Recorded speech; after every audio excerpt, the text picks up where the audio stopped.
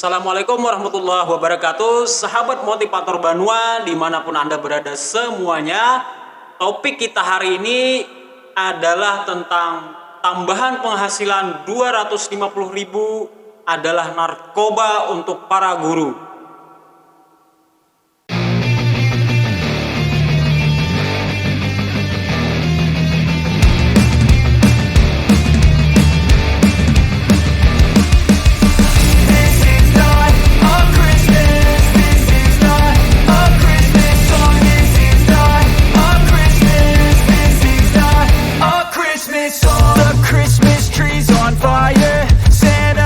Semuanya, topik saya hari ini masih related dengan Hari Guru ya, karena kebetulan kita baru saja memperingati Hari Guru. Untuk itu masih berkaitan dengan kesejahteraan para guru, karena hal ini sangat krusial. Percuma saya memberikan inspirasi, motivasi, segala pembelajaran macam-macam jika salah satu pilarnya, terutama guru, masih bermasalah dengan kesejahteraan mereka. Nah, ketika saya membahas topik ini, tentunya judul narkoba itu mungkin agak menggelitik buat kita. Kenapa saya ambil tema itu? Karena jangan sampai ada guru yang mendapatkan tambahan penghasilan. Kita tahu saat ini jumlahnya sangat jauh dari harapan para guru, yaitu Rp250.000. Jangan sampai mereka dinina bobokan atau terlena dengan itu semua, yang mengakibatkan tidak ada orang yang berani menggugat kebijakan pemerintah yang jomplang ini, yang tidak adil ini. Akhirnya semuanya terus berjalan tanpa kita bisa ngerem.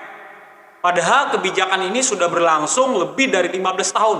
Coba bayangkan 15 tahun angkanya tidak bergeser Rp1 pun. Rp250.000 itu sejak eranya Bapak SBY. Sampai sekarang tidak ada orang yang menggugatnya. Nah, dalam hal inilah kita ingin bersuara, ingin berteriak nyaring. Saya tahu ketika kita membahas topik ini akan ada komentar-komentar negatif, misalnya seperti Anda tidak pandai bersyukur, guru-guru harusnya mengajar dengan ikhlas, guru-guru mengajar fokus saja pada murid-muridnya, alhamdulillah masih dikasih 250.000, kan seperti itu yang ada di benak kita. Kemudian ada juga komentar misalnya sudah dikasih kesempatan ikut PPG, sertifikasi guru, kenapa nggak lulus-lulus? Nah, saya tahu jawaban-jawaban seperti itu akan muncul. Untuk itu, pertama kita dari sisi syukur dulu ya. Tentang masalah syukur ini tidak ada hubungannya dengan topik kita hari ini, karena yang kita gugat itu adalah masalah tentang keadilan, rasa keadilan. Bagi siapapun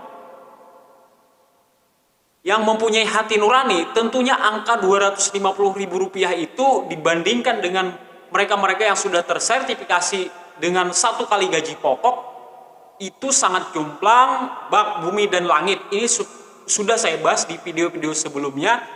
Kemudian juga hal ini tentunya sangat mengganggu dengan proses pembelajaran di sekolah, karena para guru itu dengan sendirinya akan ada perasaan-perasaan, rasa dianaktirikan, rasa ada ketidakadilan dan seterusnya. Itu pasti terjadi. Kemudian untuk menanggapi masalah tidak lulus PPG, itu kan hak pribadi setiap orang. Ada yang memang aslinya tidak lulus, ada yang tidak mengambilnya. Ada yang memang alasan-alasan keluarga misalnya, itu adalah hal yang tidak bisa kita bahas, karena itu semuanya adalah prerogatif setiap orang. Semua orang berbeda-beda. Belum lagi kalau kita berbicara proses PPG-nya. Saya sudah mengatakan berkali-kali di video-video sebelumnya bahwa proses sertifikasi dengan pola PLPG, PPG, dan seterusnya yang ada di negara kita saat ini masih bermasalah, cacat secara filosofisnya, secara prosedurnya, dan juga cacat dari sisi hasil akhirnya. Jadi karena itu kita tidak bisa mempertahankan bahwa sertifikasi itu memantaskan seseorang untuk dibedakan sangat jauh bak bumi dan langit. Itu tidak jadi alasan, tidak bisa untuk dijadikan reason. Nah, kemudian katakanlah angka 250.000 itu lumayan lah dari pemerintah sebagai hiburan, sebagai ganti komplain, sebagai pengobat hati yang galau karena begitu banyaknya tugas mungkin.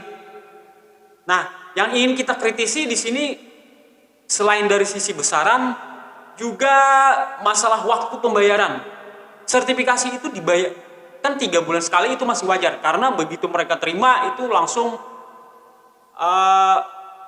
ceria wajah mereka, wajah guru-guru yang tersertifikasi. Tetapi bagi si non sertifikasi ini dapat 250.000 dikali 3 bulan itu merupakan satu kesakitan batin, merupakan satu hal yang sangat tidak nyaman. Nah, saya punya satu curhatan dari seorang kawan yang kebetulan dia ini guru olahraga. Curhatnya itu karena dia tidak lulus sertifikasi ya, tidak lulus sertifikasi. Kemudian yang dia lakukan setiap hari itu adalah memimpin pembacaan literasi. Karena murid-murid itu kan biasanya di pagi ada membaca selama 15 menit sebagai program literasi murid. Kemudian yang mimpin itu dia setiap hari. Nah, itu saja sudah merupakan tugas tambahan buat dia. Sementara guru-guru sertifikasi dengan santainya melakukan berbagai aktivitas, bercanda dan lain-lain untuk mengisi waktu, sedangkan dia sudah masuk lapangan. Kemudian dia mulai memimpin senam, senamnya sebanyak 2 kali seminggu. Nah, kemudian dia dipilih lagi menjadi bendahara sekolah. Bendahara sekolah itu kita sudah mafhum bersama bahwa salah satu tugas yang paling berat, yang menguras tanggung jawab luar biasa, menguras waktu dan pikiran. Bahkan beberapa orang pernah bercerita bahwa rumah tangganya itu hampir runtuh gara-gara menangani masalah uang sekolah ini. Nah, kita tidak tahu sebab yang realnya itu seperti apa, cuma yang jelas salah satu penyebabnya itu adalah ruwetnya mengurus masalah keuangan sekolah. Nah, kebetulan kawan ini, si guru olahraga ini menjadi bendahara sekolah. Waktu 2-3 bulan pertama ya dia masih oke, tapi begitu masuk bulan ke-6, ke-7, dia mulai merasa ini ada sesuatu yang salah katanya. Ada sesuatu yang salah, dia merasa ada ketidakadilan ketika orang lain santai masih bersama keluarga, berlibur kemana, dia harus mengurus arkas itu. Nah, kadang-kadang ditelepon oleh kepala sekolah, malam-malam ditelepon, kadang-kadang sore disuruh datang ke rumah kepala sekolah untuk bicara masalah anggaran sekolah seperti apa. Dan itu nggak ada bayarannya sama sekali. Nah, kalau di perusahaan itu pasti biasanya akan ada nilai tersendiri. Tapi begitu bicara di sekolah, kita sudah terima built-in, sesuatu yang sudah terima apa adanya, nggak boleh protes. Nah, itulah yang terjadi di banyak tempat, bukan hanya di curhatan teman saya tadi saja, itu sudah mewakili begitu banyak suara kawan-kawan. Yang jelas ketidakadilan ini tidak boleh berlangsung berlama-lama lagi. Harus ada orang yang berani mengingatkan, harus ada yang berani menuntut. Jangan sampai proses pembelajaran kita menjadi hal yang tidak menyenangkan. Ini namanya bukan kurikulum merdeka kalau seperti ini terus berlangsung. Nah, di zaman Pak SBY ini mungkin mengerti ya sensitivitas para guru.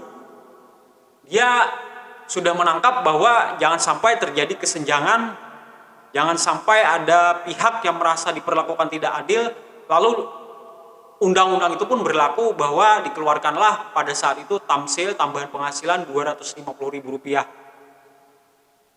Nah, untuk zaman itu oke lah, karena memang proses sertifikasi baru berjalan, kemudian peraturannya itu pun baru saja diberlakukan, angka segitu wajar-wajar saja karena pemerintah masih dalam proses menata para guru ini.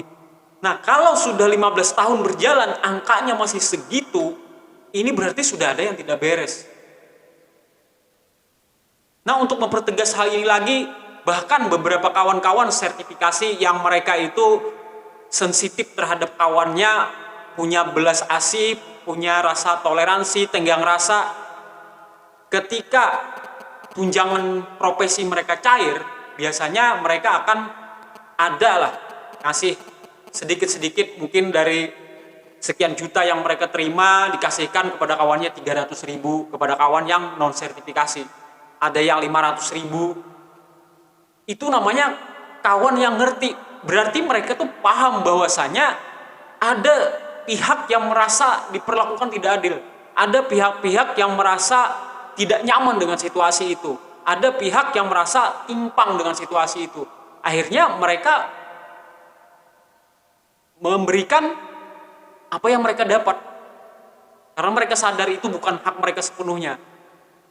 Karena itu tidak bosan-bosannya saya mengajak kepada rekan-rekan untuk memberikan suaranya agar pemerintah segera melakukan perubahan terhadap peraturan ini, dan kita harus membuat sistem yang lebih sehat di dalam dunia pendidikan kita, khususnya untuk membenahi kesejahteraan para guru, kemudian mereka bisa melakukan pembelajaran dengan tenang. Semoga maju pendidikan Indonesia dan merata ke seluruh rakyat kita. Billahi taufiq wal hidayah. Wassalamualaikum warahmatullahi wabarakatuh.